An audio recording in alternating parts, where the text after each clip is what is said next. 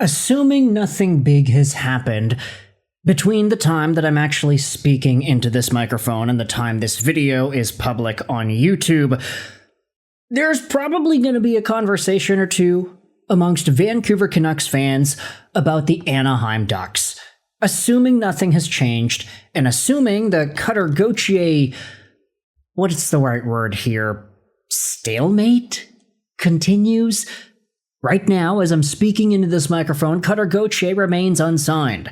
And what also remains true is the idea that he went out there and rejected a huge sum of money that the Anaheim Ducks were offering this guy. They were like, hey, we'll give you $52 million over 4 years. That's $13 million a season. And he said no, at least according to certain sources. Now, we have an even bigger conversation that we should dive into, and this is relevant to Vancouver Canucks fans because, hey, word is that Anaheim and Gauthier still cannot get a deal done. Edward, aka Sapster, went out there and said this: the Canucks have to try to take advantage of this. I would love if they could figure out how to get Alex Killorn along with a second and a third round pick, and then flip Killorn at 50% retention elsewhere to avoid adding too much to the payroll. It just feels like a ripe situation for the taking. Now, what Edward is talking about, which of course is a great idea, and if it were to be executed in the way that he is describing, it would be perfect. Like, trade for a guy that's undesirable, get some stuff for acquiring him, then flip him for more stuff. It is a net positive. And guess what? Alex Killorn's contract only goes till the end of this upcoming season. Even if it gets bought out or something, which, let's be real, it's not going to be, this is still a guy whose time on the payroll isn't really going to be too much of a big deal if you're a team like Vancouver, for example, that doesn't really have anything to do over the next year and a bit in regards to saving up money to sign certain guys. It's not like, oh, we gotta free up some dollars to sign Gauthier like the Anaheim Ducks are now thinking about right now. The Ducks only have about $9 million in cap space. It's 9.073 mil. And they still have to sign Gauthier, a guy who already rejected $13 million a season. What is he going to ask for? What does he want?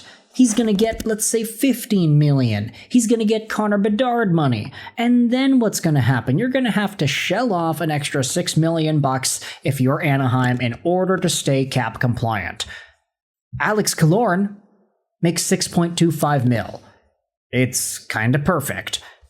And if you think about it, okay, Killorn, it's not like he's a bum either. I mean, he had 33 points in 82 games last year, 15 goals, 18 assists. Sure, it ain't the 64-point season he had in 22-23, which allowed him to get the current contract that he is on. That was a career-high year after spending so many years in Tampa Bay, winning multiple Stanley Cups and making the finals even more times. Alex Killorn was a legacy Lightning, and you think about it like, hey, he made the finals 4 times, he won 2 cups, and he was never the best guy. He was just a dude that happened to be in the middle 6, provided some decent size, some decent scoring ability. He's even listed here as a glue guy. He's an appreciated and loved guy in the locker room. And he also happens to be a power forward and a two-way forward. This is totally a player that at 36 years old with 1 year left, you can do much worse than Alex Killorn. He's a fine addition to any team's middle to bottom 6. And if you retain 50 again, you only pay him a quarter of 6.25 mil per season. This could be a really good ad for a team looking to bolster their depth on the wing. Maybe a team like Tampa Bay, who really knows? Now, for what it's worth, Edward is pointing out something that a lot of NHL teams are probably thinking about as well. The Ducks are in a precarious spot. Gauthier is making things difficult, and there are a number of guys that you can say this team could potentially move on from if they wanted to free up the money needed to sign Gauthier in the first place. Frank Vetrano's making 4.5. Killorn's at 6.2. Kreider's at 6.5. You just traded for AJ Greer, so maybe he's not coming over. And then Mikael Granlund's making 7. There are a number of names that you could say are options for the Anaheim Ducks to shell off, but at the end of the day, the way things stand right now, this Ducks team ain't got any leverage. They have a guy in Cutter Gauthier who needs to be re-signed. They have a defenseman in Pavel Mintyukov that got overpaid because they were scared of getting offer sheeted again. They have Leo Carlson, who at one point for just a few days was the highest paid player to be in the National Hockey League. Is he the best player? No. Is he going to be the best player? Probably not. But is he young enough in an era where the cap is growing exponentially to justify giving him number one center, number one player in the league money? That is a different debate, but it doesn't matter anymore because he ain't making the highest amount anymore either. Macklin Celebrini calls he wanted that title for himself.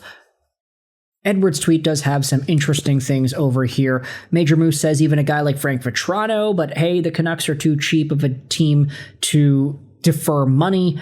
Killorn is going to want to come to the Canucks. Oh yeah, because Alex Killorn has the opportunity to go wherever. Nah, just kidding. Think about it over here. He's got a no-trade clause. He would need to accept a trade. Modified no-trade clause with a 15-team no-trade list. So assuming Vancouver is on Killorn's list of undesirable destinations, doesn't seem like something Vancouver is going to be able to pull off so seamlessly, unless the Anaheim Ducks straight up said, hey, Killorn, look, we got to trade you. The only team that's willing to take you on is Vancouver. We're going to give them this draft pick. We got to get you off the team, man. Cutter Gauthier, it's just too important. Killorn probably is going to be like, okay, fine. You want me off, I'll get off. That seems to be more of the pattern that we are seeing in the player empowerment era that we're in today. Players don't want to play for teams that don't want them. Straight and simple. It's not like Louis Eriksson a few years ago when he was supposed to get traded from Vancouver to Edmonton only for him to actually say, I'm sorry about that. I'm not going to Edmonton. I'm not getting traded. I'm staying right here. Man, Canucks fans had a field day with that. Another reply says, very interesting idea. It'll also help us understand if the Canucks' capital situation is serious or not. No GM has made a move like that under this ownership ever. This type of trade from this organization is one I'll have to see to believe. This comes from a Twitter user named Sell the Team Aquilini, so it's pretty obvious where they lie in the zeitgeist of Vancouver Canucks discourse. But at the end of the day, I do think it's a fair idea to bring up here. It's ideal. It's something Canucks fans would relish in joy with. It's something Canucks fans would say indicates the start of a new era. If Vancouver can acquire a guy that's undesirable, retain 50%, and then flip him for more stuff. If the Canucks just got stuff for Brendan Gallagher a few weeks ago, we probably would have already had this sort of conversation, but because we have yet to actually see it go down that way, Gallagher was sent over to Vancouver for nothing after all, and he also came with nothing. It was just Gallagher by himself. If it was Gallagher and a second, then hey, we would have a lot more positivity to rejoice about as Canucks fans when thinking about taking advantage of other teams. Killorn and the Ducks are just next up on the list. Are there any other guys you think would make sense for Vancouver to target if they wanted to look at Anaheim's situation and free up the money the Ducks need to sign Cutter Gauthier? What do you think about a Mikael Granlund? What are your thoughts on Kreider? Let me know in the comment section down below. How do you feel about Sapster's idea over here? Alex Killorn, double retention. I hope you enjoyed this video. And bye.